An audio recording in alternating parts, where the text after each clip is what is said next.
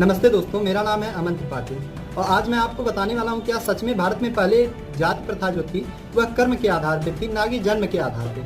आज हम इसी बात को देखेंगे कुछ एग्जाम्पल के मदद से। तो अक्सर ये जो धर्म के ठेकेदार हैं वह गीता का एक श्लोक लाते हैं और उसी के आधार पे कहते हैं कि हमारे यहाँ जो जाति प्रथा थी वह कर्म के आधार पे थी। अर्थात कोई शूद्र है वह अपने कर्म से पंडित बन सकता है और कोई पंडित है वह अपने कर्म से शूद्र हो सकता है। तो जैसे कि अगर हम गीता की बात कर लें तो वह महाभारत का एक पार्ट है। तो महाभारत में अगर हम कुछ पात्रों को देखें, जैसे कि कृपाचार्य, वह अर्जुन के गुरु थे और उन्होंने कौरवों की तरफ से युद्ध लड़ा था। देखिए, जैसा कि उनके कर्म जो हैं वह क्षत्रिय के हैं, फिर भी उन्हें ब्राह्मण कहा जाता था। और अगर आगे देखें, दूसरा एग्जाम्पल है द्रोणाचार्य का। द्रोणाचार्य भी एक ब्राह्मण ही थे और उनको कभी भी उनके कर्म के आधार पर नहीं कहा गया कि वह क्षत्रिय हैं। और उन्हीं के पुत्र अश्वत्थामा, जब उन्होंने पांडवों के 5 पुत्रों का गला काट दिया